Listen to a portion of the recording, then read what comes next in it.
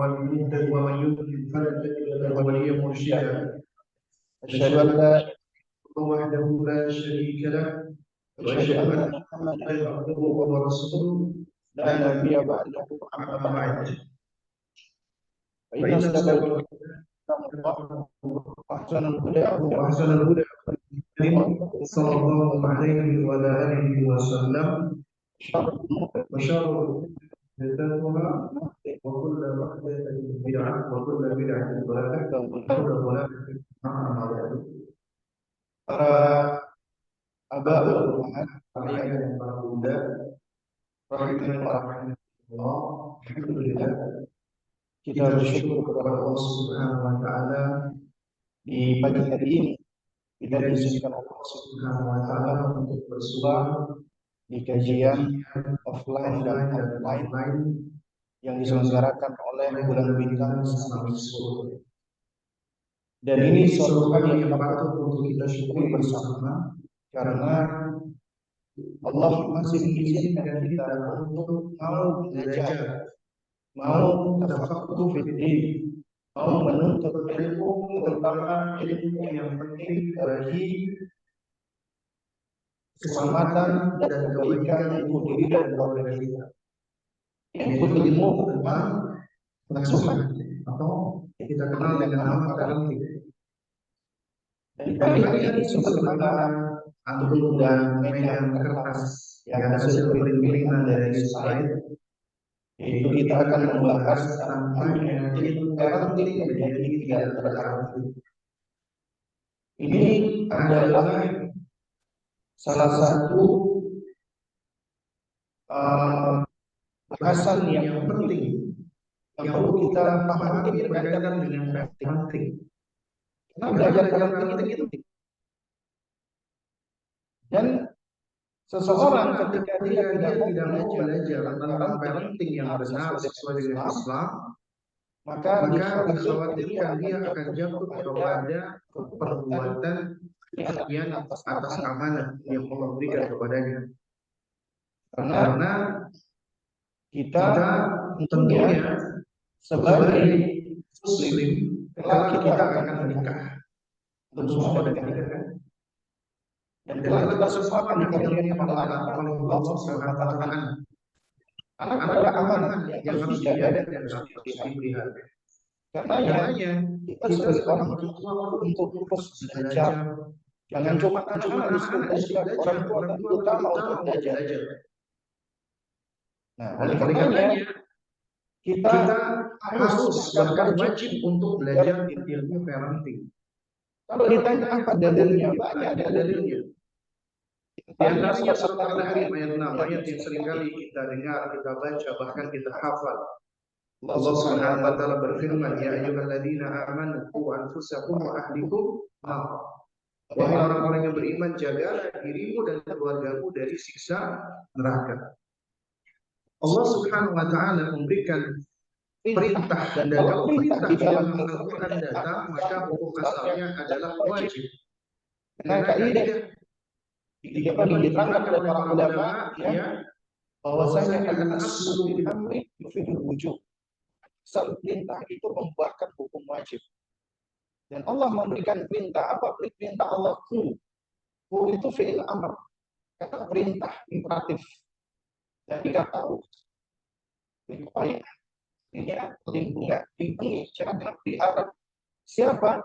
Dirimu yang pertama kali. Infusakum. Baru kemudian wahdikum. Kemudian keluarga. Naro dari siksa neraka. Karena kita wajib untuk menjaga diri kita dan keluarga kita lakukan Islam. Namun kita tahu ya bahwa konsep dan parenting itu banyak. Ya, banyak sekali konsep-konsep dan teori-teori parenting. Sebagai muslim tentunya kita tidak bisa lepas dari konsep Islam. Ini disebut dengan Islam parenting Islam. Dan kita punya landasan yang membedakan dengan parenting.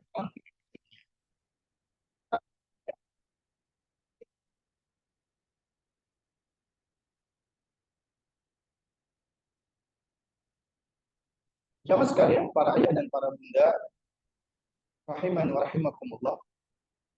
Kita tahrirul mustalah dulu ini. Apa itu parenting? Ya, ini kalau menurut antum ini bapak-bapak ya, alhamdulillah ada bapak-bapak tadi. Tahu parenting itu apa? Ini emang siap wajib ya pakai.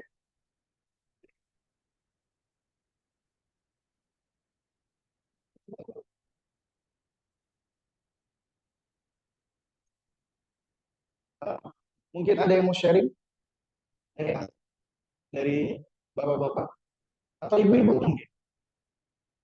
Apa saya udah bawa kertas saja tinggal baca aja ya. Oke, supaya mempersingkat waktu. Saya lupa kalau ada kertasnya. Nah, jadi kita tahu bukan dari bahasa kita ya. Itu berasal dari bahasa Kongo, bahasa Inggris ya. Yang menurut apa namanya? Kita nikah, parenting, proses children and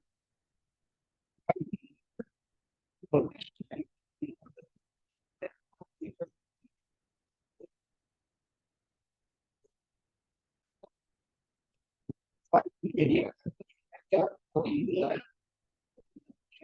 perhatian rangka untuk ya memastikan perkembangan mereka menuju kepada kedewasaan. Ya, itu parenting menurut apa namanya Britannica. Artinya di situ itu membesarkan anak dan menyediakan kebutuhan mereka ya dengan perlindungan dan perhatian agar bisa tumbuh anak tersebut ya dalam keadaan sehat hingga dewasa.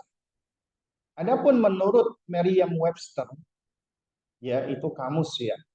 Yang dimaksud dengan parenting adalah the raising of child by its parent. Membesarkan anak yang dilakukan oleh orang tuanya. Atau the act or process of becoming a parent. Proses ya upaya dan proses untuk menjadi orang tua. Atau the taking care of someone in the manner of a parent. Yaitu merawat seseorang yang dilakukan dengan cara seperti atau sebagai orang tua.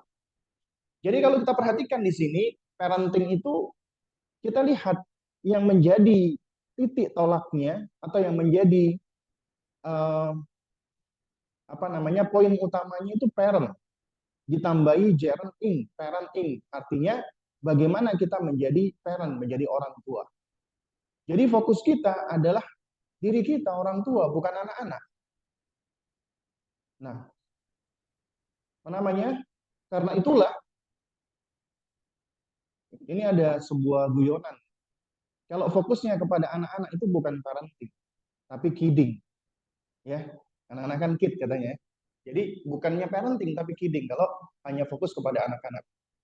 Karenanya kita di sini fokus kepada orang tua, yaitu diri kita, agar kita bisa menjalankan peran yang benar sebagai orang tua di dalam membesarkan anak kita. Nah, kalau di dalam bahasa Indonesia itu kata yang lebih dekat dengan kata parenting itu sebenarnya pengasuhan. Ya, alih-alih kata pendidikan atau pengajaran atau yang semisalnya. Itu lebih tepat pengasuhan. Ya. Jadi secara etimologi pengasuhan itu dari kata asuh. Ya, artinya memimpin, mengelola, membimbing. Pengasuh artinya orang yang melaksanakan tugas untuk memimpin, mengelola dan membimbing. Sedangkan pengasuhan proses mengasuh anak. Jadi mengasuh anak maknanya ialah mendidik dan memelihara anak, mengurus sandang pangan papan dan keberhasilannya sejak awal dilahirkan sampai dia dewasa. Ya. Jadi di sini ada proses interaksi antara orang tua dan anak dalam mendukung perkembangan fisik, perkembangan emosi, perkembangan sosial, perkembangan kognisi atau intelektual, dan perkembangan spiritual anak semenjak dalam kandungan sampai dewasa. Ini menurut ya Kemendikbud ya, sebagaimana dinukilkan dari website Sahabat Keluarga. Itu pengasuhan. Kalau di dalam bahasa Arab, seringkali buku-buku yang ditulis oleh para ulama itu diawali dengan kata tarbiyah. Makanya seringkali kita dapati buku Tarbiyatul Aulad atau Tarbiyatul Abna. Nah, kata tarbiyah ini itu lebih luas lagi maknanya. Bahkan kata tarbiyah ini kalau mau dibedah, itu bahasanya panjang sekali. Tapi kita tidak akan bedah kata tarbiyah ini dengan panjang lebar. Kita hanya bahas secara singkat saja. Karena kata tarbiyah ini, kalau secara bahasanya, di dalam bahasa Arab, itu berasal dari 3 kata. Pertama dari kata, apa namanya, roba yarbu. Kata roba yarbu itu artinya adalah namayanmu, bertumbuh. Berarti tarbiyah itu artinya adalah tanmiyah, menumbuhkan. Ada sesuatu yang ditumbuhkan di dalam aktivitas tarbiyah. Yang kedua dari kata robiya yarba. Robiya yarba itu artinya nasya'a wa taraqra'a. Artinya berkembang. Nah, jadi di situ ada aktivitas tansyiah, ada sesuatu yang dikembangkan. Afwan, kebalik. Yang pertama tadi nama ilmu itu artinya berkembang, nasya'ah artinya bertumbuh, ya. Kemudian yang ketiga, nah ini yang sering digunakan dari kata robba yarubbu, sama dengan akar kata rob, ya. Robba yarubbu. Itu artinya juga banyak. Aslahahu, memperbaiki, ya, qoma alaihi, memimpin, ya. Kemudian apa namanya? Tawalla amrahu, mengurusi dan seterusnya. Nah, oleh karenanya di sini Imam Baydawi rahimahullah berkata, kata tarbiyah itu asal katanya sama dengan kata rob, artinya adalah tablighu syai' ila kamalihi syai'an fa syai'an thumma wusifa bihi ta'ala lil mubalaghah. Yaitu menyampaikan atau menghantarkan sesuatu sampai tingkat optimalnya sedikit demi sedikit, kemudian disifatkan kepada Allah sebagai bentuk superlatif atau mubalaghah. Menurut Al-Imam Ar-Raghib Al-Asfahani rahimahullah, maknanya insya'u syai' halan fahalan ila haddi tamam. Menumbuhkan perilaku atau tabiat sedikit demi sedikit, perilaku demi perilaku, tahapan demi tahapan, sampai mencapai batasan kesempurnaan. Jadi pendidikan di sini yang perlu kita pahami adalah di situ ada proses menuju kepada tingkat optimalnya, tapi harus sedikit demi sedikit, langkah demi langkah, tahap demi tahap. Itulah pendidikan. Makanya pendidikan tarbiyah itu proses. Tidak ada namanya pendidikan itu instan. Karena kita mendidik bukan mendadak. Ya. Jadi mendidik itu ada langkah-langkahnya, ada prosesnya. Harus ikuti proses.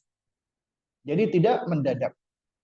Karenanya orang tua yang mendidik dengan cara mendadak itu seringkali ya gagal. Kenapa? Karena kaidahnya adalah manista'jala qabla, ya. Apa namanya? Awani, ya. Ukiba biharmani. Siapa yang tergesa-gesa ingin meraih sesuatu sebelum waktunya, maka dia akan ditimpa dengan kegagalan. Gak berhasil. Itu kalau kita suka tergesa-gesa. Karenanya pendidikan itu harus sabar, mengikuti langkah demi langkah, proses demi proses. Artinya kita harus membersamai anak kita berproses langkah demi langkah. Nah, baik, jamaah sekalian muliakan Allah Subhanahu wa taala, ya. Kalau kita bahas tentang tarbiyah ini tentunya butuh waktu yang panjang. Ya mudah-mudahan ya sedikit ini kita sudah punya gambaran. Nah, oleh karenanya di sini ada beberapa poin yang mendasar yang membedakan parenting kita dengan parenting yang lainnya. Karenanya parenting kita, Islamic parenting, tak akan berarti ya tanpa pertama lillah. Artinya ikhlas karena Allah.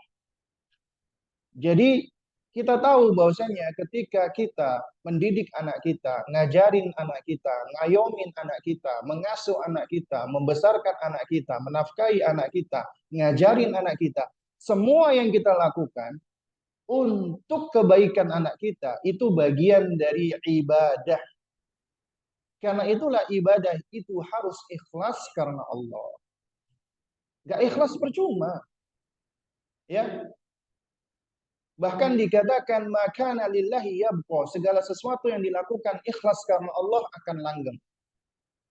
Orang tua yang gak sabaran ngajarin anaknya, mendidik anaknya, kemudian udah deh, biarin aja, capek Bu. Itu karena kurang ikhlas atau nggak ikhlas di dalam mendidik anaknya. Sehingga dapatnya cuman kesel, capek, sia-sia. Karenanya, hadirkan mindset paradigma ketika Allah karuniakan anak, itu amanat dari Allah, kita harus menjaga, memelihara, mendidik, mengasuh, membesarkan, ya, dan menafkahi serta kewajiban-kewajiban lainnya, itu semua karena Allah. Ikhlas karena Allah. Sehingga yang membedakan parenting kita dengan parenting yang lainnya, parenting kita itu ibadah. Bagian dari ibadah. Karena itu nih, khususnya ibu-ibu nih. Ketika Allah mengkaruniakan nih kepada Anda misalnya, 4 anak, yang satu 4 tahun, satu 3 tahun, satu 2 tahun, satu masih bayi. Capek memang. Berat. Yang ngurusin anak, ya rentang usianya berdekatan. Belum lagi suaminya sibuk. Ya, dinas keluar kota, nggak punya ART. Lelah, capek. Itu manusiawi. Tapi lelah tersebut akan menjadi sekedar lelah bahkan sia-sia kalau kita tidak mengiringinya dengan lillah karena Allah. Karenanya seorang ibu yang dia ya memahami bahwasannya ketika Allah berikan dia amanat, anaknya juga ujian, dia belajar bersabar, dia tetap berikhtisab mengharap balasan dari Allah, dia melakukan itu lillah karena Allah, maka lelahnya itu akan berbuah pahala berlimpah. Meskipun dia capek, dia tetap bahagia. Karena kita tahu bahwasanya, ya kata Ibnu Qayyim rahimahullahu taala, ya, bahwa orang-orang berakal, ya, jadi ajma'a al-uqala, orang-orang berakal itu ajma'a, apa namanya? Mereka sepakat, ya. Mereka berkonsensus atau sepakat bahwasanya yang namanya al-ladzata warraha, yang namanya kenikmatan dan yang namanya raha, kita bisa istirahat dengan nyaman dan tenang, itu kita peroleh setelah kita berlelah-lelah. Setelah kita capek. Setelah kita ya mengerahkan semua tenaga kita. Kita lelah, kita capek, dengan capeknya kita akan semakin nikmat ketika istirahat. Bukankah ketika Anda makan dalam keadaan lapar, itu lebih nikmat meskipun lauknya sederhana. Daripada Anda kenyang, Anda makan lauknya istimewa, mewah, ya, tapi ternyata Anda kenyang. Jadi nggak nikmat. Ya. Nah, oleh karenanya, Allah menciptakan sesuatu dengan lawannya agar lebih sempurna hikmahnya Allah. Anda nggak akan bisa merasakan nikmatnya sejuk kalau nggak pernah merasakan panas. Anda nggak akan pernah merasakan nikmatnya sehat kalau nggak pernah merasakan sakit. Ya. Dan Anda nggak akan pernah merasakan nikmatnya iman kalau Anda nggak mendapati orang-orang yang kufur kepada Allah Subhanahu wa taala. Karena itulah Allah menciptakan segala sesuatu dengan lawannya agar kita bisa mengambil hikmah. Disitulah kesempurnaan dari ciptaan, ya, dari penciptaan Allah Subhanahu wa taala. Allah menciptakan segala sesuatu ada hikmahnya, tidak ada yang sia-sia dari penciptaan Allah Subhanahu wa taala. Dan itu mengajarkan kita bahwa kita akan senantiasa meyakini apa yang Allah putuskan kepada kita itulah yang terbaik. Dan itulah yang akan menguatkan lillah kita, ikhlas kita karena Allah. Kemudian yang kedua, parenting kita tidak akan berarti tanpa billah. Artinya dengan memohon pertolongan kepada Allah, beristi'anah kepada Allah Subhanahu wa taala. Karena kita ini siapa sih? Kita ini hamba Allah yang lemah, yang fakir, yang miskin, nggak punya apa-apa. Ya, kalau bukan karena pertolongan Allah Subhanahu wa taala, niscaya kita nggak bisa ngapa-ngapain. Antum bisa hadir ke sini itu karena pertolongan Allah. Allah berikan antum kesehatan. Allah berikan antum kesempatan. Allah berikan antum kekuatan. Bisa hadir ke sini. Kalau bukan karena pertolongan Allah, nggak mungkin antum bisa hadir di sini. Makanya di antara hikmah dan faidah ini diterangkan oleh para ulama. Ya, kenapa ketika kita dianjurkan untuk mengulangi bacaan muazzin, Allahu Akbar, Allahu Akbar. Kita mengucapkan kata yang sama. Kecuali ketika kita diseru, hayya 'alas shalah. Apa jawaban kita? La haula wala quwata illa billah.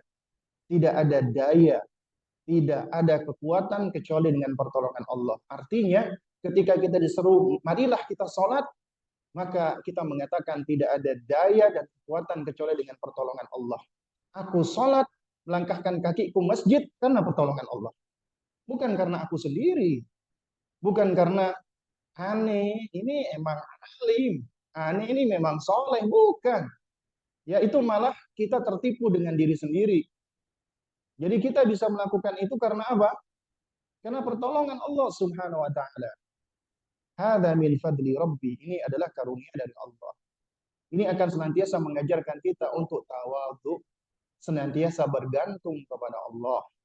Senantiasa kita beristi'anah meminta tolong kepada Allah. Itulah hikmah kenapa 17 kali dalam sehari kita mengucapkan iyyaka na'budu wa iyyaka nasta'in. Hanya kepadamu ya Allah kami beribadah dan hanya kepadamu ya Allah kami memohon pertolongan. Jadi kami sholat hanya kepada Allah. Dan kami juga memohon pertolongan hanya kepada Allah. Agar kami bisa diberikan taufik, kesehatan, kekuatan, kesempatan, kemampuan untuk bisa sholat.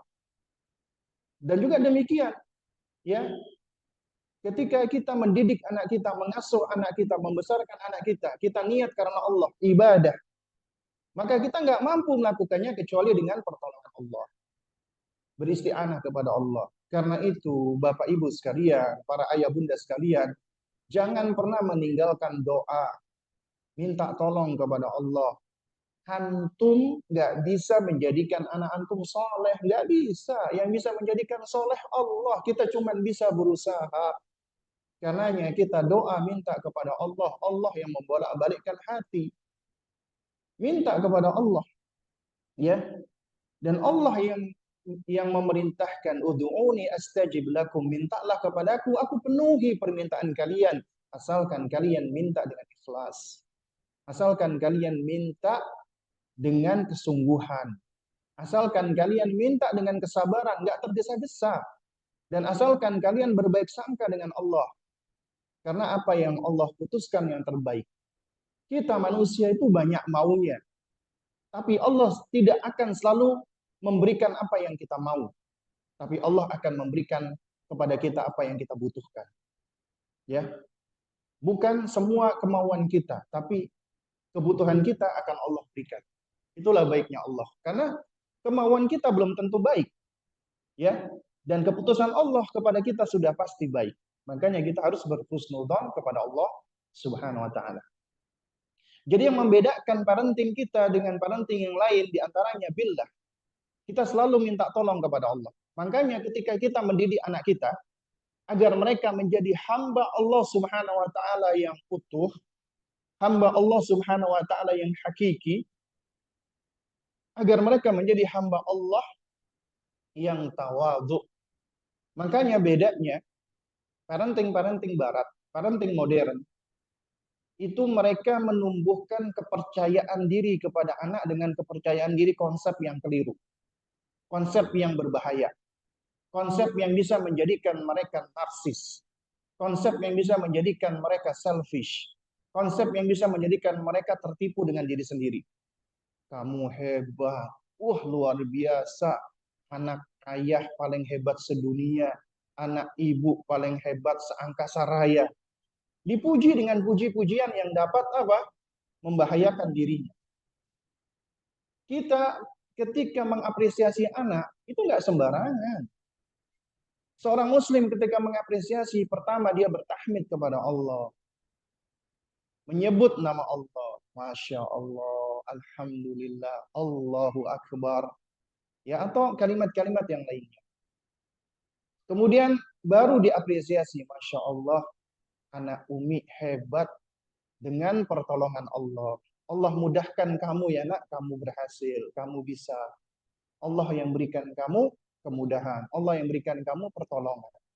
Itu seorang muslim ketika mengapresiasi anaknya. Enggak cuma dikatakan hebat, luar biasa. Enggak. Selalu dikaitkan dengan Allah. Aku berhasil karena pertolongan Allah. Aku berhasil karena kemudahan dari Allah. Sehingga dia akan selalu bergantung kepada Allah.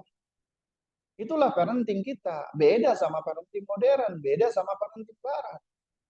Anak itu hanya ditumbuhkan kemampuan dirinya sendiri tanpa pernah bergantung kepada Rabb-nya Allah Subhanahu wa taala. Dan ini biasanya akan menjadikan mereka anak-anak yang cenderung menjadi people pleaser. Kenapa? Karena pujian itu membuat mereka haus dan kemudian mereka senantiasa apa? Mencari-cari pujian manusia, melakukan sesuatu karena ingin dipuji, ya. Tapi beda dengan orang tua yang memujinya dengan pujian yang berlandaskan ya dengan at-ta'alluq billah, selalu dikaitkan dengan Allah Subhanahu wa taala. Kemudian yang ketiga, parenting kita takkan berarti, takkan bermakna tanpa fillah. Artinya di jalan Allah Subhanahu wa taala. Anda wahai para ayah, ketika Anda mengasuh, mendidik anak Anda, sejatinya Anda sedang mengajak mereka kepada Allah. Anda sedang dakwah ilallah, mengajak mereka kepada Allah. Karena mereka milik Allah dan kita ingin mengembalikan mereka kepada Allah dalam kondisi yang terbaik. Dekat dengan Allah. Dan kondisi yang dekat dengan Allah dalam kondisi yang marhumah, yaitu disayangi Allah. Ya. Dan kondisi yang apa namanya? Maghfurah, diampuni oleh Allah Subhanahu wa taala. Dan ditempatkan di jannatul firdausil a'la. Surga Firdaus yang paling tengah, surga yang paling tengah dan yang paling tinggi persis di bawah arsy-Nya Allah. Paling dekat dengan Allah Subhanahu wa taala. Kita ingin supaya kita dikumpulkan oleh Allah bersama dengan keluarga kita. Sejatinya kita itu ketika mendidik anak kita, mengasuh mereka, kita sedang mengajak mereka di jalan Allah. Sehingga upaya kita di dalam mengasuh mereka harus berada di jalan Allah. Fillah. Ya. Dan ini tentunya membutuhkan ilmu. Artinya kita gak mungkin bisa berada di atas jalan Allah tanpa ilmu. Sehingga kita perlu belajar mencari ilmu agar apa yang kita lakukan ini sesuai dengan apa yang dikehendaki oleh Allah dan dituntunkan oleh Rasulullah Sallallahu Alaihi Wasallam. Itulah jalan Allah. Ya. Lalu kemudian parenting kita tak akan berarti tanpa ma'allah, bersama dengan Allah. Artinya selalu menyertakan Allah di dalam segala aktivitas kita. Ini konsep muraqabatullah. Ya, merasa diawasi Allah. Ini metodenya Luqman alaihissalam di dalam mendidik anak. Ya. Karena ketika Anda mendidik anak Anda ajarkan mereka tauhid, terutama asma wa sifat. Anda ajarkan Allahu al-alim, Allah al-basir, maha melihat, Allah as-sami, maha mendengar, Allah ar-raqib, dia maha mengawasi, Allah subhanahu wa ta'ala ya al-latif, itu maha detail, maha halus, artinya pengetahuannya begitu detailnya. Ya. Kemudian Allah al-khabir, Allah maha mendalam ilmunya atau pengetahuannya, dan seterusnya. Kita ajarkan kepada mereka tentang tauhid ya dan sejumlah nama-nama dan sifat-sifat Allah agar mereka tahu Allah Rabb-nya maha sempurna. Allah tahu semuanya yang terlihat dan yang tertutup. Ya, Allah tahu semuanya yang terjadi, yang belum terjadi, yang telah terjadi, yang sedang terjadi, semua Allah tahu. Ya. Sehingga ketika kita didik anak kita dengan konsep ini, mereka akan terdidik bahwasanya Allah selalu menyertai di dalam pengetahuannya. Allah selalu membersamainya di dalam ilmunya. Dimanapun kita berada atau anak kita berada ketika kita mendidik mereka, maka mereka akan selalu merasa diawasi Allah. Dan ini akan menumbuhkan karakter anak-anak yang hebat. Karakter anak-anak yang saleh. Karena dia akan senantiasa punya sifat semangat melakukan ketaatan. Allah melihatnya. Dia akan senantiasa menjauhi kemaksiatan. Allah mengetahuinya, Allah melihatnya. Ya, dia akan senantiasa membela kebenaran, berani karena Allah yang akan menjaga dirinya. Pernah ya, suatu ketika ini disebutkan di dalam buku yang berjudul Abna'una wa Tarbiyatu Imaniyah. Di situ penulis menceritakan tentang kisah seorang ibu yang berada di Mesir. Ibu ini mendidik anaknya di atas muraqabatullah. Dia punya dua anak. Yang satu TK, perempuan. Yang satu masih bayi. Ya, suatu ketika si adik yang bayi tadi itu sakit. Namanya ibu-ibu ya, luar biasa. Ibu rumah tangga itu lebih hebat dari semua profesi yang ada. Mereka bisa multi profesi dan multi fungsi dan multitasking. Ya, mungkin ada wanita karir, menjadi akuntan, menjadi sekretaris, menjadi arsitek, menjadi desainer. Tapi seorang ibu rumah tangga itu bisa merangkap semuanya. Dia bisa menjadi satpam sekaligus, chef sekaligus, dokter sekaligus, dan seterusnya. Nah, ketika anaknya ini sakit, ya, dia tahu apa yang harus dia lakukan, dikompres dan lain sebagainya. Ternyata panasnya tidak turun, akhirnya dia harus ke apotek. Ya, dia telepon kawannya yang dokter, akhirnya dia harus ke apotek. Nah, untuk ke apotek dia nggak bisa bawa anaknya. Singkat cerita ditinggal anaknya. Sebelum meninggalkan dia pesan kepada si kakak perempuan tadi, anaknya yang perempuan, yang TK tadi. Nah, Umi mau ke apotek sebentar ya. Umi hanya sebentar, Umi nitip adik ya. Keluarlah si ibu itu. Nah, singkat cerita ketika dia sudah di apotek, jalanan pulang ternyata hujan deras, lampu mati. Paniklah si ibu tadi. Karena dia mengkhawatirkan anaknya. Segera dia cepat-cepatan pulang sampai masuk rumah, segera dia langsung menuju ke anaknya. Kemudian yang pertama kali dia lihat adalah anak perempuannya tadi. Langsung dipeluk. Kemudian dilihat wajahnya, ibunya minta maaf. Nah, maafin Umi ya, Nak. Udah meninggalkan kamu dan membuat kamu takut. Ya, Umi maaf ya, Nak. Apa kamu tadi ketakutan ya? Kemudian dilihat wajahnya, ternyata wajah anak perempuannya itu biasa aja. Terus kemudian anak perempuannya bilang, aku nggak takut kok Umi, aku nggak takut meskipun tadi gelap gulita. Kenapa? Karena ada Allah yang selalu menjaga aku. Itu buah dari muraqabatullah. Mungkin kita sebagai orang dewasa, kadang-kadang kondisi kayak gitu, kita udah merasa takut nih. Apalagi kita berada di suatu zaman, di suatu waktu, yang seringkali kita itu dipapar dengan cerita-cerita yang nggak masuk akal. Cerita-cerita horor, mistis, misteri, dan yang semisalnya. Ya, setan-setan digambarkan dengan berbagai macam bentuknya. Tadinya kita nggak takut, gara-gara tontonan itu kita takut. Juga termasuk anak-anak kita. Atau kita suka nakut-nakuti, atau kita ditakut-takuti. Yang aneh nih manusia, ya, antum ini takut nih, sendirian takut. Tapi kalau ngajak teman meskipun sama-sama takut, kok berani? Heran ya.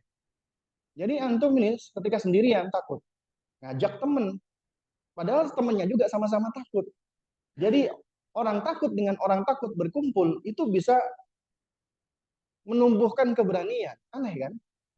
Nah, padahal sama-sama takutnya, gitu loh. Dan itu takut dengan hal-hal yang tidak beralasan sebenarnya. Nah, lantas bagaimana dengan seseorang yang secara fitrahnya dia hanya takut kepada Allah Subhanahu wa taala. Dia merasa bahwasanya Allah selalu mengawasi dia, menjaga dan memelihara dia. Ya. Bentar ya. Itu masih ada iklan, Bro.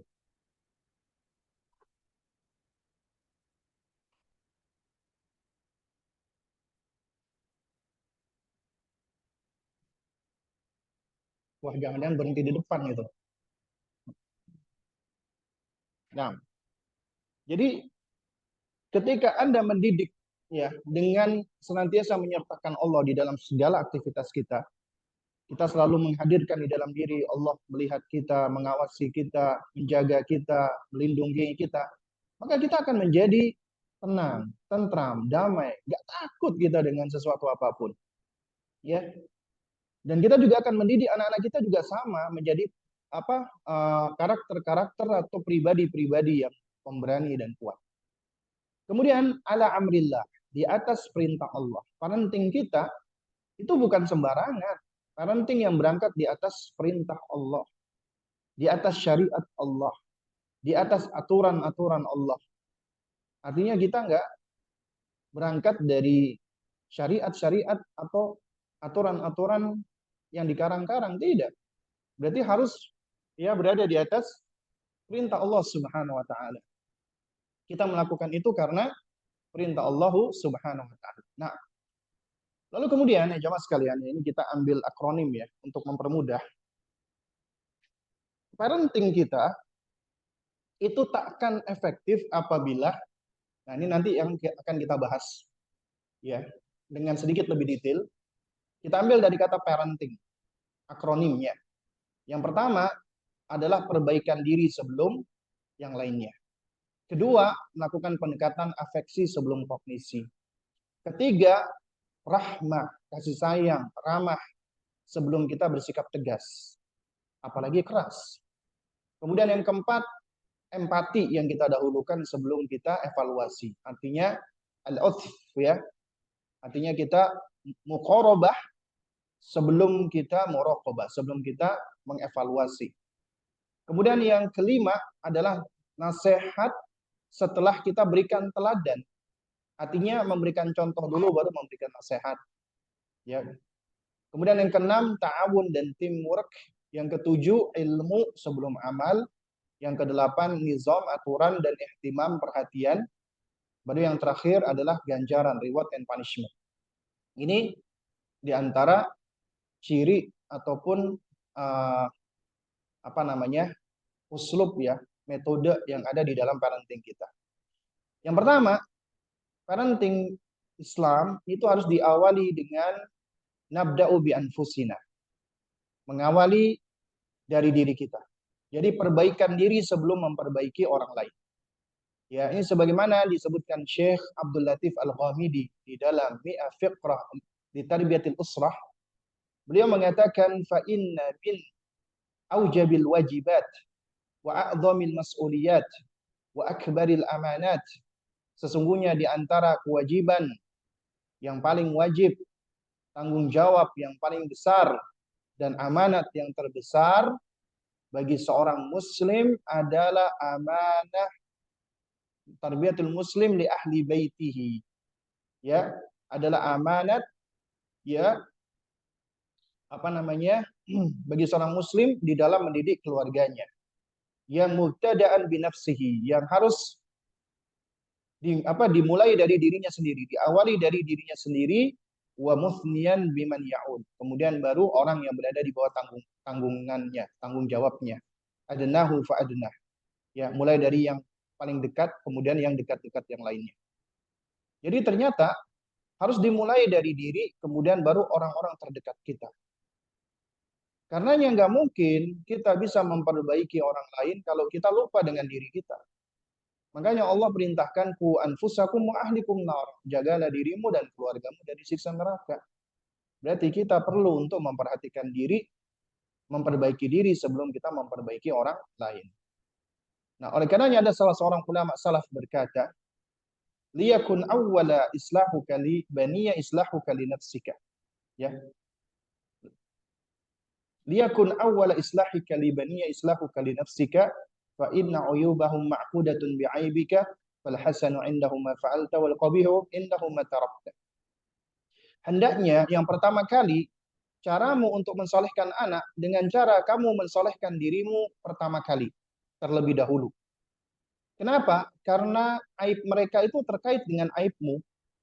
Kebaikan menurut mereka apa yang engkau kerjakan, buruk bagi mereka apa yang engkau tinggalkan. Artinya anak itu memandang baik buruk itu ternyata dari orang tuanya. Ya. Karena mereka menilai baik dan buruk karena di dalam perkembangan mereka, di awal kehidupannya, mereka belum punya ilmu. Allah udah berikan fitrah. Itu kebaikan bawaan Islam, iman, tauhid. Tapi itu bisa dipengaruhi dengan apa yang mereka dengar dan apa yang mereka saksikan. Karena mereka dilahirkan dalam keadaan tidak membawa pengetahuan. Dalilnya An-Nahl 78. Wallahu akhrajakum min butuni ummahatikum la ta'lamuna syai'a. Allah keluarkan ya kalian dari rahim-rahim ibu kalian dalam keadaan kalian tidak punya pengetahuan sedikit pun. Sehingga di dalam perkembangan anak manusia, yang pertama kali berkembang adalah apa? Wa ja'ala lakumus sam'a, pendengarannya dulu. Ya, kemudian wal absar, baru penglihatan. Kemudian wal afida, baru pemahaman, yaitu akal. Itu yang terakhir berkembang itu adalah kemampuan kognisi. Makanya anak itu sudah memasuki fase kognisinya mampu untuk melakukan tamyiz, memilah-milah mana baik mana buruk, itu sebenarnya di usia idealnya 7 tahun. Sebelum itu memang mereka masih belajar. Artinya mereka masih belum tahu.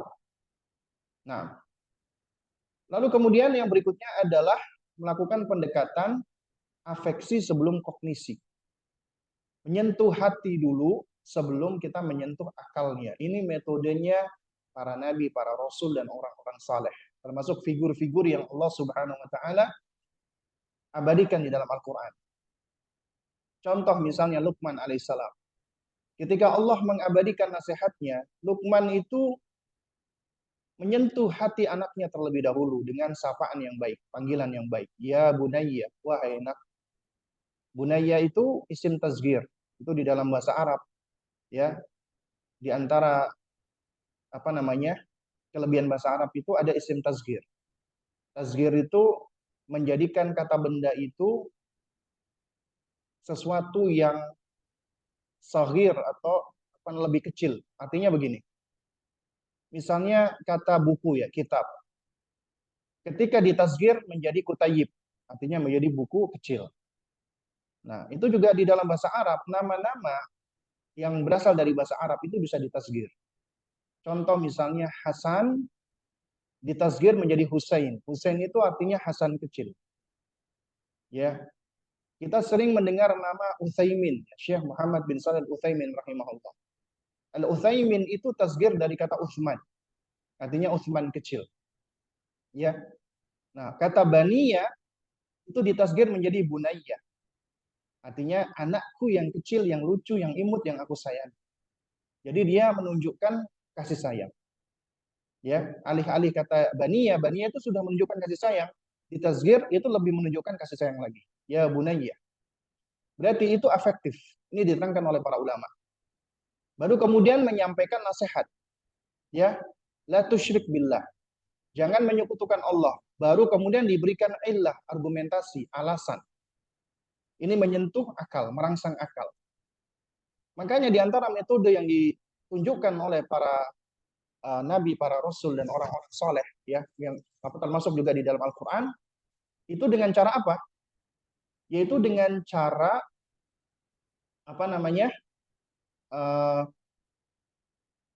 menyentuh hati terlebih dahulu, baru kemudian menyentuh akalnya.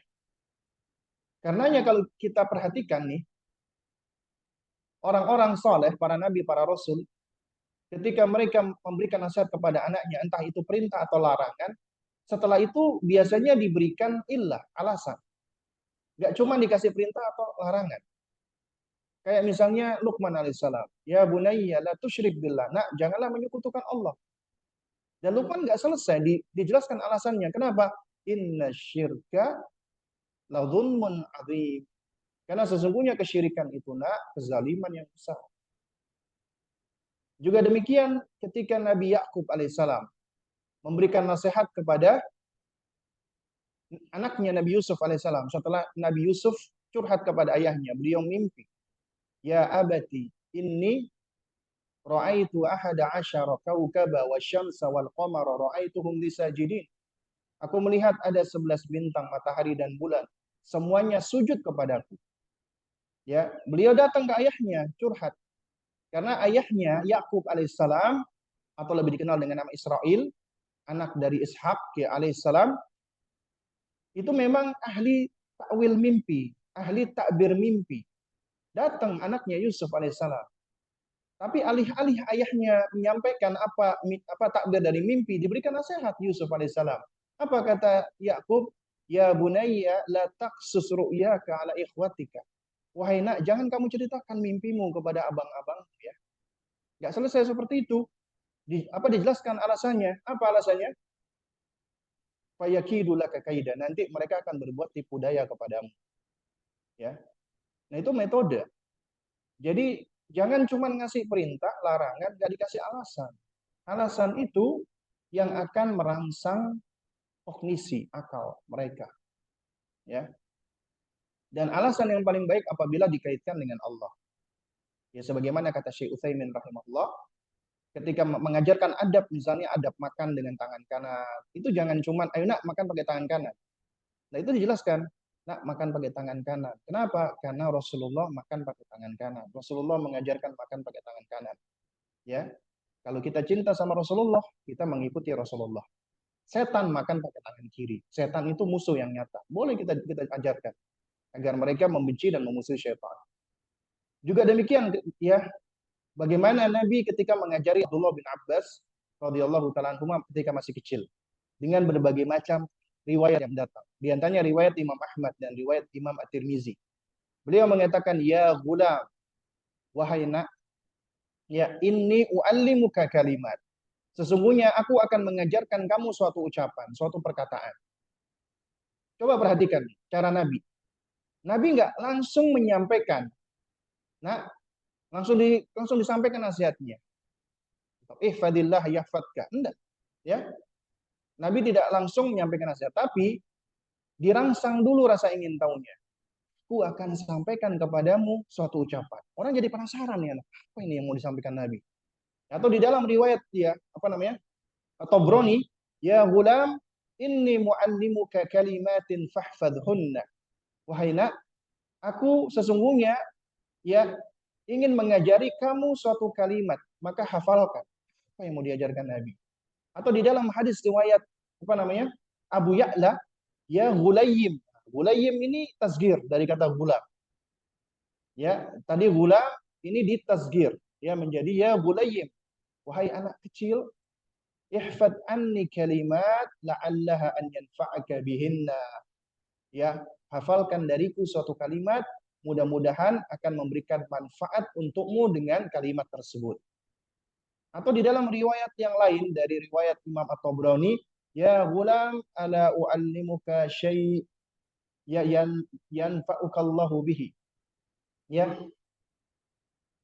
Ala uallimuka syai'an. Ya, itu ada salah ketik ya.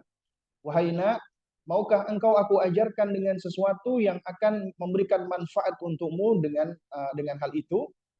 Nah, ini semua kata Syekh Adil Al-Ghamidi ya, itu merupakan uslubun tahbib wa targhib as-sabi fil ilmi wa hubbi talabi wa ahlihi wal julusi fi mujalasatihim bi akhdil ilmi minhum. Uslub cara untuk tahbib menjadikan anak itu senang, cinta. Dan targhib itu memotivasi atau mendorong as-sabi, anak kecil, fil ilmi, agar senang dengan ilmu. Ya, wa hubbi talabi. Bukan cuma senang sama ilmu, juga mencintai untuk menuntut ilmu. Ya, wa ahlihi, dan juga akan mencintai ahli ilmu. Wa julusi fi mujalasatihim, dan juga duduk atau bermajelis di majelis-majelis ahli ilmu, di akhdil ilmi minhum, dalam rangka untuk mengambil ilmu dari mereka. Ini metode, cara. Makanya ini metode yang sempurna, mengandung afeksi dan kognisi. Makanya panggilan ya gulam dikatakan oleh Syekh Adil fihi talattuf ma'asibyan. Metode ini mengandung kelemah lembutan kepada anak-anak. Dan ini akan menjadikan anak-anak itu senang. Karena manusia itu secara asal senang dengan kelemah lembutan, ya. Nah, karenanya adalah kasih sayang dulu, rahmah dulu sebelum sikap tegas. Coba Anda perhatikan sifat-sifat Allah. Seluruh nama-nama dan sifat Allah itu indah dan sempurna. Dan tidak ada satupun nama-nama dan sifat Allah itu yang mengandung aib atau celah. Bahkan di dalam kaidah asma was sifat, apabila Allah itu disifatkan dengan sifat seperti Allah mengazab, Allah membalas makar atau Allah berbuat makar, Allah berbuat tipu daya dan yang semisalnya, itu adalah sebagai bentuk muqabil, sebagai bentuk balasan sesuai dengan keadilan Allah. Karenanya secara asal Allah tidak boleh dikatakan Allah al-makiri, yang maha berbuat makar. Nggak boleh. Kita mengatakan ya Allah yang maha berbuat makar, yang maha berbuat apa namanya? Tipu daya, atau Allah punya sifat marah, ghadab. Tapi ghadabnya Allah sesuai dengan keadilannya itu adalah sebagai balasan. Nggak boleh kita mengatakan wahai yang maha marah, nggak boleh. Tapi nama-nama Allah dan sifat-sifat Allah yang boleh disebutkan mutlak itu semuanya mengandung kesempurnaan, keindahan makna. Nah, karenanya di dalam adab yang diajarkan Allah pertama kali yaitu basmalah, Allah menyebutkan Ar-Rahman Ar-Rahim. Dua-duanya nama ini mengandung rahmat, kasih sayang. Ya. Dan juga di dalam Al-Fatihah ketika kita membaca tahmid alhamdulillahi rabbil alamin Ar-Rahmanir Rahim. Ya. Allah disifatkan dengan sifat rahmah terlebih dahulu. Karenanya rahmat Allah itu lebih didahulukan daripada murkanya Allah Subhanahu wa taala. Karena itu tidak layak seseorang yang melakukan pendekatan kepada manusia ketika manusia itu masih belum mengenal Allah ya dengan cara nakut-nakuti. Apalagi anak-anak. Ayo kamu kalau nggak nurut Abi sama Umi kamu nanti dimarahi Allah, dimurkai Allah, dimasukkan neraka. Nggak boleh. Tapi seharusnya apa? Ajarkan dulu Allah Maha Baik. Allah Maha Penyayang, ya. Agar mereka punya imaji positif tentang Allah. Karenanya dalam surat Ali Imran ayat 159, ya, ini juga kaidah. Allah Subhanahu wa taala berfirman, "Fabima rahmatin minallahi lintalahum." Disebabkan rahmat dari Allah lah kamu wahai Muhammad berlaku lemah lembut. Jadi kelemah lembutan Nabi kita yang mulia alaihi salatu wassalam itu nggak lepas dari rahmat Allah. Coba Anda perhatikan. Nabi kita Shallallahu Alaihi Wasallam sebelum diangkat menjadi Nabi dan Rasul, beliau itu sudah memiliki akhlak yang mulia. Sehingga beliau itu sosok yang sudah diakui dan dihargai oleh kaumnya. Sosok yang dicintai oleh kaumnya karena keluhuran akhlak beliau. Nah, karena itulah Allah Subhanahu wa taala memilih di antara semua hambanya yang paling baik itu adalah Muhammad bin Abdullah sallallahu alaihi wasallam. Akhirnya Allah pilih bahwasanya Nabi Muhammad yang paling layak untuk ya mengemban nubuat dan risalah, kenabian dan rasulan dari Allah Subhanahu wa taala. Dan itu kelemah lembutan Rasulullah itu tidak lepas dari kasih sayang Allah. Makanya dikatakan fabima rahmatin minallahi lintalahu. Disebabkan rahmat dari Allah kamu berlaku lemah lembut wahai Muhammad terhadap mereka. Kemudian Allah jelaskan walau kunta faddan ghalidhal qalbi lan faddu min hawlik.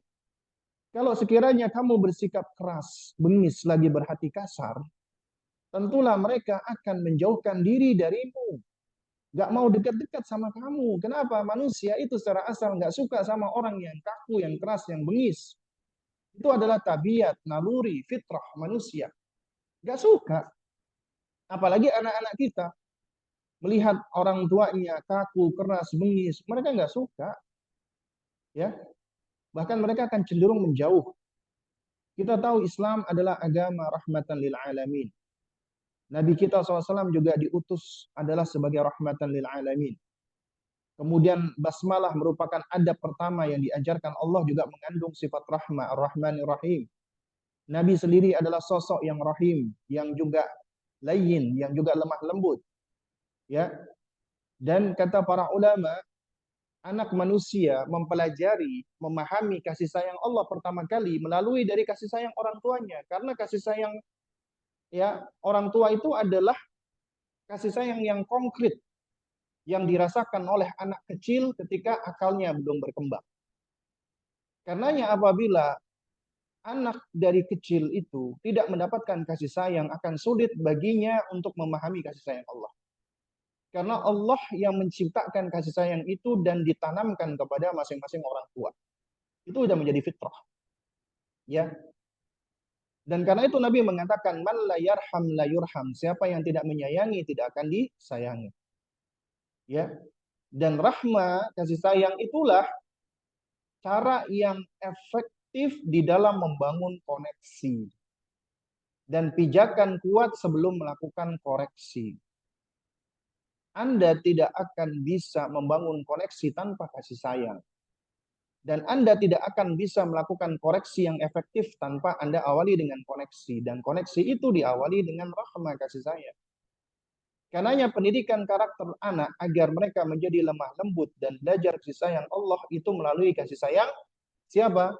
Orang tuanya. Karenanya kasih sayang itu suatu hal yang mutlak harus ada di dalam pengasuhan dan pendidikan. Terutama di masa-masa awal kehidupan anak manusia. Ternyata banyak penelitian menyebutkan ya 7 tahun pertama kehidupan anak itulah yang paling menentukan apakah anak ini nantinya di usia dewasanya akan mengalami gangguan kejiwaan atau tidak. Makanya segala bentuk gangguan kejiwaan, gangguan psikis, gangguan psikologis, gangguan emosi, gangguan mental, dan lain sebagainya, itu selalu diawali dengan 7 tahun kehidupan pertama anak manusia. Itu suatu hal yang diakui oleh para ahli, oleh ahli kejiwaan, ahli psikolog. Bahkan ya Fadilatul Syekh Muhammad Said Ruslan, hafizahullah, ya ini juga bukunya juga sudah kami terjemahkan dan juga sudah kami bahas, yang berjudul Tarbiyatul Aulad ala Minhajin Nubuwah. Di situ beliau menukilkan ucapan Sigmund Freud yang menyebutkan bahwasanya ya gangguan kejiwaan ya pada manusia itu selalu diawali dengan perbuatan kekerasan atau trauma-trauma anak-anak di 7 tahun atau 6 tahun pertama kehidupan. Dan itu udah diwanti-wanti sebenarnya diisyaratkan oleh Rasulullah Shallallahu Alaihi Wasallam di dalam hadis tentang perintah sholat. Muru auladakum bisolah wahum abna'us sab'in wadribuhum 'alaiha wahum abna'u ashrin. Perintahkan anakmu sholat di 7 tahun, pukul kalau nggak sholat di usia 10 tahun. Ada nggak perkara yang lebih besar daripada sholat? Ya, tentunya setelah tauhid ya. Sementara sholat itu sendiri, Nabi SAW perintahkan anak-anak, ya maksudnya Nabi perintahkan kita orang tua untuk memerintahkan anak kita sholat di usia 7 tahun. Dan kita boleh memukul sebagai solusi terakhir nih, itu di usia 10 tahun. Tapi ternyata banyak orang tua untuk urusan yang lebih ringan daripada sholat, itu mereka sudah berbuat perbuatan kekerasan kepada anaknya. Nah, oleh karenanya, para ulama seringkali menasihatkan tentang bahayanya kekerasan, terutama di 7 tahun pertama kehidupan anak-anak. Itu akan berimplikasi kepada gangguan emosional, kejiwaan, psikis, psikologis, dan seterusnya. Makanya anak-anak ketika mereka sudah masuk di usia di atas 7 tahun, mereka suka cemas, atau menutup diri, atau agresif, dan yang semisalnya, itu biasanya karena 7 tahun pertama kehidupannya. Ada yang keliru. Nah, kemudian langkah berikutnya adalah melakukan pendekatan dengan empati sebelum evaluasi. Karena kita sebagai orang tua dituntut untuk bisa memahami dan mengenali anak kita dan berempati dengannya. Banyak orang tua nuntut anaknya, harus nurut kepada orang tuanya tanpa orang tua itu berempati. Jadi seakan-akan anak itu dituntut harus ngertiin orang tua, sementara orang tua nggak mau ngertiin anak. Itu keliru besar, nggak bisa. Padahal ya jamaah sekalian, kalau kita berempati kepada anak-anak, itu jauh lebih memungkinkan daripada kita menuntut anak-anak berempati kepada kita. Karena kita pernah menjadi anak-anak, anak-anak belum pernah menjadi orang dewasa. Nah, oleh karenanya, kita harus bisa berempati. Agama kita mengajarkan al-utfu, empati. Nabi SAW itu selalu menganjurkan tentang empati. Apalagi terhadap sesama mukmin. Bahkan Nabi SAW mengatakan ya, Mathalul mu'minina fi tawadihim wa tarahumihim wa ta'atufihim mathalul jasadi. Perumpamaan orang beriman dalam hal cinta, kasih sayang, dan kelembutan itu seperti satu tubuh. Ya, idza ishtaka minhu 'udwun tada'a lahu sa'iru jasadi. Ya, ini ada salah ketik ini ya. Nah, bisari wal humma. Ya. Jadi apabila salah satu anggota tubuh itu sakit, maka tubuh yang lain akan turut merasakan, yaitu dengan cara apa? Dengan cara apa namanya? Bisahri ini ya, wal humma. Ya. Itu akan susah tidur dan demam. Ya. Bahkan di dalam hadis yang muttafaqun alaihi, ini yang lebih lebih jelas lagi. Nabi SAW mengatakan, la yu'minu ahadukum hatta yuhibba li akhihi ma yuhibbu li nafsihi. Dikaitkan dengan keimanan. Tidaklah dikatakan beriman salah seorang dari kalian sampai dia mencintai sesuatu bagi saudaranya seperti yang ia cintai sesuatu itu bagi dirinya. Nah, ada sebagian yang menerjemahkan itu tapi terjemahnya kurang pas. Yaitu dia mencintai saudaranya seperti mencintai dirinya, itu kurang pas. Ya. Karena kalau maknanya demikian seharusnya la yu'minu ahadukum hatta yuhibba akhahu ma yuhibbu ya nafsahu. Seharusnya demikian. Tapi di sini Nabi mempergunakan hatta yuhibba li akhihi. Ada kata lamnya di situ, itu menunjukkan ya bahwasanya dia mencintai sesuatu untuk saudaranya sebagaimana sesuatu itu untuk dirinya. Dengan kata lain, ini menunjukkan ya apabila seseorang kepengen ada kebaikan, yang mana kebaikan itu dia senangi ada pada dirinya, maka dia juga senang kebaikan itu ada pada orang lain. Ya, itu yang dimaksud. Dan ini empati. Bahkan juga di dalam hadis riwayat Imam Muslim, Nabi mengatakan ya faman ahabba an yuzahzaha 'anil nar wa yadkhulul jannata. Siapa yang pengen dijauhkan dari neraka dan dimasukkan ke dalam surga, maka falta'tihi maniyatuhu wa huwa yu'minu billahi wal yaumil akhir. Maka hendaknya dia mati dalam keadaan beriman kepada Allah. Artinya berupaya agar tidaklah dia meninggal kecuali dalam keadaan beriman kepada Allah. Dan ini seringkali Allah perintahkan wala tamutunna illa wa antum muslimun. Dan janganlah kalian mati kecuali dalam keadaan muslim. Artinya kita berusaha untuk istiqomah. Ya. Nah, kemudian yang menjadi syahid di sini adalah wal ya'ti ilan nasil ladzi yuhibbu an yu'ta ilaihi. Hendaknya engkau mendatangi manusia sebagaimana engkau senang didatangi. Hendaknya engkau memperlakukan manusia sebagaimana engkau senang diperlakukan. Nah, oleh karenanya ketika kita melakukan pendekatan kepada anak-anak, maka kita harus belajar berempati. Perlakukan mereka sebagaimana kita ingin diperlakukan ketika kita dulu masih kecil. Kita nggak suka dibentak-bentak, kita nggak suka dipaksa-paksa, kita nggak suka diomel-omelin, kita nggak suka dibanding-bandingkan dan seterusnya. Maka kita jangan melakukan itu kepada anak kita. Kemudian yang berikutnya, nasihat setelah memberikan teladan. Artinya teladan dulu baru nasihat. Al-uswah al-hasanah muqaddama 'alal mau'izatil hasanah. Contoh yang baik atau teladan yang baik itu lebih dikedepankan daripada nasihat yang baik. Jadi memberikan nasihat setelah berikan contoh. Makanya dikatakan al-uswatul hasanatu ablagh wa anfa min alafil mawa'id. Teladan yang baik itu lebih jelas, lebih gamblang, lebih efektif daripada ribuan nasihat. Ya. Nah, oleh karenanya Syekh Muhammad Bashir Al-Ibrahimi rahimahullah mengatakan innal muallima la yastati'u an yurabbiya talamidahu 'ala al-fada'ili illa idza kana huwa fadilan. Sesungguhnya seorang pendidik termasuk orang tua gak akan bisa mendidik anak muridnya di atas keutamaan kecuali dia juga orang yang memiliki keutamaan. Wala yastati ya islahahum illa idza kana huwa salihan. Juga dia tidak akan bisa mengislah, menjadikan saleh anak-anaknya atau anak didiknya kecuali dia orang yang saleh. li'annahum ya'khuduna minhu bil qudwati aktsar mimma ya'khuduna minhu bitalqin. Ya, ini jadi kaidah ini. Karena sesungguhnya anak-anak itu lebih cenderung untuk mengambil contoh dari gurunya, dari orang tuanya. Mengambil dari orang tuanya itu berupa keteladanan.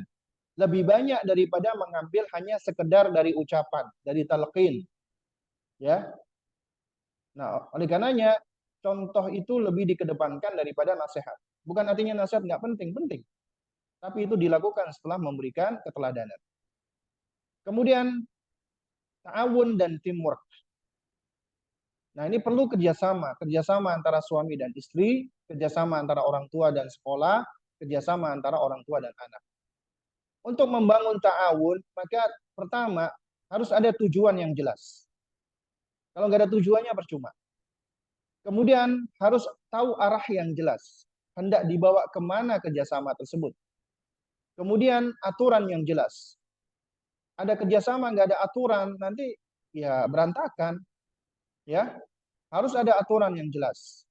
Allah berfirman, wa ta'awanu 'alal birri wat taqwa. Kerjasamalah kalian di dalam kebajikan dan ketakwaan. Aturannya harus di dalam kebajikan dan ketakwaan. Ya. Kemudian harus ada wawasan yang dalam. Artinya orang yang kerjasama harus memiliki thaqafah, harus memiliki pengetahuan, harus belajar. Ya. Baru kemudian usaha yang berulang dan berkesinambungan. Bukan cuman sesekali. Kemudian habis itu mundur surut ke belakang dan non-stop hingga akhir nafas. Apalagi kita berbicara tentang ibadah terpanjang ya bagi manusia, yaitu mendidik anaknya. Kemudian membangun teamwork, ya artinya berarti kalau teamwork harus bersama-sama. Berarti harus pertama tentukan tujuan bersama. Kemudian empati satu dengan yang lainnya. Artinya harus berusaha untuk saling mengerti, terutama antara suami dan istri. Berusaha untuk saling memahami dan berempati satu dengan yang lainnya. Baru kemudian setelah itu akui peran, tugas, dan tanggung jawab masing-masing. Anda, suami dan istri, punya peran, tugas, dan tanggung jawab yang nggak sama. Karenanya jangan sampai seorang ayah itu mengambil perannya ibu, seorang ibu mengambil perannya ayah. Contoh misalnya, yang berkewajiban untuk untuk menafkahi itu ayah. Istri nggak wajib. Apabila suaminya sudah cukup untuk mencari nafkah, maka sudah nggak perlu lagi seorang istri itu kerja. Nah, tapi apabila istri kerja, ya cari uang, suami kerja cari uang, itu biasanya akan menimbulkan masalah. Ya, nah itu yang menjadi korban biasanya anak-anak. Ketika masing-masing seakan-akan berusaha untuk berkompetisi ya, seakan-akan ya, untuk apa? Mengambil peran ya satu dengan yang lainnya. Ya, karena tanggung jawab untuk menafkahi itu tanggung jawab suami, bukan tanggung jawab istri. Istri ketika dia dapat uang misalnya, dikasih kepada suaminya, itu bukan nafkah, sedekah. Demikian pula ketika istri ngasih ke anaknya juga bukan nafkah, sedekah kepada anak. Itu sedekah. Karena yang berkewajiban memberikan nafkah adalah suami. Mungkin ada di antara antum pernah mendengar istilah apa namanya? Ini istilah apa? Sebentar.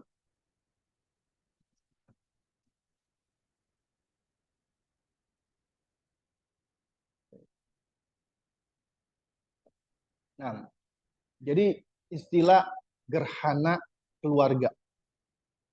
Gerhana itu kan terjadi ketika matahari, bulan, bumi pada satu garis, ya kan? Sejajar. Atau ya bulan, matahari, bumi atau matahari, bulan, bumi. Akhirnya terjadi gerhana matahari atau gerhana bulan. Ketika terjadi gerhana, yang terjadi ini suatu hal yang bisa kita saksikan adalah menjadi apa yang namanya berkurangnya pengaruh bulan atau matahari terhadap bumi. Ya, itu pengaruhnya bulan dan matahari terhadap bumi itu menjadi berkurang. Itu ibarat bagi ayah dan ibu atau suami dan istri ketika mereka ya tidak mengambil peran masing-masing. Jadi istri ingin mengambil peran suami, suami juga mengambil peran istri. Akhirnya yang menjadi korban adalah rumah. Ya, ibaratnya bumi akan menjadi lemah perannya istri, akan menjadi lemah perannya suami. Ya. Dan ketika terjadi gerhana biasanya bumi akan cenderung gelap. Ya. Nah, juga demikian ketika suami atau istri itu tidak mengambil perannya masing-masing, tapi malah mereka seakan-akan berkompetisi. Ini yang terjadi kebanyakan di dunia barat saat ini. Mereka saat ini mengalami yang namanya social decay, pembusukan sosial. Ya, apalagi dengan konsep mereka yang semakin semrawut, nggak karu-karuan. Ya, karena menurut mereka sekarang gender adalah konstruksi sosial. Orang cukup mengidentifikasi dirinya sebagai sesuatu, maka diakui. Seorang laki-laki yang mengidentifikasi dirinya sebagai wanita, maka harus dikatakan wanita. Demikian pula apabila seseorang mengidentifikasi dirinya sebagai kucing, maka sudah dikatakan kucing. Ya, itu sekarang ini gender di barat sana lebih dari 100. Ya, itu saking bingungnya mereka dan mereka dalam kondisi kacau. Alhamdulillah kita berada di negara mayoritas kaum muslimin. Ya, di mana kita masih banyak yang berpegang dengan konsep agama kita. Di sana mereka bingung. Ya. Nah, lalu kemudian yang berikutnya adalah membuat perencanaan dan program bersama-sama. Artinya yang namanya teamwork itu harus ada planning, program. Misalnya contoh anak mau disekolahkan di mana, ya itu harus ada rencana-rencana. Kemudian wujudkan rencana secara bersama-sama, bukan cuma diserahkan, udah urusan istri itu mah, aneh mah urusannya cuma nyari fulus, enggak. Jadi harus bareng-bareng. Jadi apa namanya, kan quote-nya kan plan your work and work your plan together, ya. Jadi rencanakan pekerjaanmu dan kerjakan rencanamu bersama-sama gitu. Kemudian optimal dalam berikhtiar. Jadi ini kan bentuk dari ikhtiar. Jadi kita optimalkan semampu kita, kemudian responsif satu dengan yang lainnya. Artinya ketika salah satu mengalami kesulitan, kesusahan, kita harus merespon dengan cepat. Ya, itu sebagai wujud kita mempedulikan dan menyayanginya. Kemudian baru komitmen. Ya, komitmen di atas kebersamaan. Kita menikah, Allah kumpulkan kita di dunia dan kita ingin untuk bisa dihimpunkan kembali hingga di surganya Allah Subhanahu wa taala. Kemudian kita lanjutkan lagi ya, karena udah plus 11. Yaitu adalah ilmu dulu sebelum amal. Al-ilmu qabla al-qawli wal amal. Kata Imam Bukhari rahimahullah ketika membuat bab di dalam Sahih Bukhari, al-ilmu qabla al-qawli wal amal. Ilmu sebelum berkata dan beramal. Dalilnya, wa dalilu qauluhu ta'ala, fa'lam annahu la ilaha illallah wastaghfir li dzambik. Ya, dalilnya adalah maka ketahuilah. Ya, fa'lam itu kata perintah. Ibaratnya ilmuilah terlebih dahulu bahwasanya sesungguhnya tidak ada sesembahan yang hak kecuali Allah. Ya, wastaghfir li dzambik, dan mohonlah ampunan kepada ya, dan mohonlah ampun atas dosamu. Kemudian kata Imam Bukhari rahimahullah, fa bada'a bil ilmi qabla al-qaul wal amal. Dalam ayat ini Allah ya mulai ya untuk berilmu dulu sebelum berkata dan beramal. Coba Anda perhatikan. Istighfar itu ucapan, juga termasuk amalan. Tapi ternyata Allah perintahkan untuk ilmui dulu, la ilaha illallah. Ya. Baru kemudian wastaghfir apa namanya? Lidzambik. Mohonlah ampun atas dosa. Ya, sahabat Mu'adz bin Jabal radhiyallahu taala dia pernah mengatakan, al-ilmu imamul amali wal amalu tabi'uhu. Ilmu adalah pemimpin amal dan amal adalah pengikut ilmu. Jadi harus ilmu dulu sebelum amal. Umar bin Abdul Aziz rahimahullah mengatakan, man abadallah bighairi ilmin kana ma yufsidu aktsar mimma yuslih. Siapa yang beribadah kepada Allah tanpa ilmu, maka lebih banyak merusak dibandingkan memperbaiki. Makanya Syekh Saleh Al-Utsaimin hafizahullah mengatakan al-ilmu wal amal kal qadamaini. Ilmu dan amal itu seperti dua kaki kita. Ya, artinya harus berjalan bergantian ilmu amal, bukan loncat-loncat atau bukan cuman satu kaki saja yang berjalan, capek jatuh. Jadi harus berjalan bergantian. Dahulukan kaki ilmu dulu, langkah ilmu dulu, baru amal. Iringi dengan amal, ilmu, amal, ilmu, amal. Ya. Nah, kemudian yang berikutnya adalah nizam dan ihtimam. Aturan dan perhatian. Rules and relationship. Ya. Jadi ini dua hal yang harus ada di dalam pengasuhan dan pendidikan atau parenting kita. Anak agar dapat tumbuh dengan baik, maka perlu diberikan aturan dan perhatian sekaligus. Apabila orang tua cuma ngasih aturan aturan doang, tanpa diberikan perhatian, anak akan menjadi pemberontak, tamarrud, atau anak akan menjadi penakut, menutup diri. Cuma dikasih aturan, nggak dikasih perhatian sama orang tuanya. Atau anak cuma dikasih perhatian, nggak dikasih aturan, anak akan menjadi fawdha, kacau, nggak tahu aturan. Akan manja, dependent, artinya bergantung pada orang tuanya. Makanya harus diberikan aturan dan perhatian sekaligus agar anak bisa tumbuh menjadi pribadi yang bertanggung jawab dan pribadi yang respectful, yang menghormati. Ya. Jadi harus ada aturan dan perhatian. Kemudian yang terakhir, last but not least ya, yaitu ganjaran reward and punishment. Dalam pendidikan parenting Islam ada reward and punishment. Dan ini memang kalau dibahas bahasanya cukup panjang ya. Karena reward and punishment yaitu hadiah dan hukuman ya. Ini adalah kaidah dari Allah Subhanahu wa taala. Maka dikatakan adalah kaidah rabbaniyah. Yaitu Allah menciptakan surga. Ya. Uiddat lil muttaqin. Allah sediakan bagi orang-orang yang bertakwa. Allah menciptakan neraka ya. Uiddat lil kafirin. Allah sediakan bagi orang-orang yang kafir. Jadi surga sebagai thawab, reward bagi orang-orang beriman, orang-orang bertakwa. Neraka iqab, ya punishment bagi orang-orang yang membangkang, yang durhaka, yang kafir. Jadi ternyata Allah sudah membuat kaidah, Allah meletakkan kaidah, di situ ada balasan ya dan ada hukuman. Ya. Dan kemudian para nabi dan para rasul Allah utus itu dalam rangka untuk apa? Mubasyirina wa mundhirina, untuk memberikan berita gembira dan untuk memberikan peringatan atau ancaman. Jadi Nabi SAW itu diutus oleh Allah untuk memberikan berita gembira bagi mereka yang beriman kepada Allah, maka balasannya surga. Siapa yang membangkang dari Allah, maka ancamannya neraka. Di situ ada targhib wa tarhib. Targhib itu artinya memberikan motivasi, tarhib memberikan ancaman. Pendidikan ada ini, targhib dan tarhib. Ada memberikan motivasi dan ancaman. Tapi kaidahnya at-targhib muqaddam ala tarhib. Memberikan motivasi lebih dikedepankan daripada memberikan ancaman. Demikian pula memberikan apresiasi lebih didahulukan daripada memberikan hukuman. Itu kaidahnya.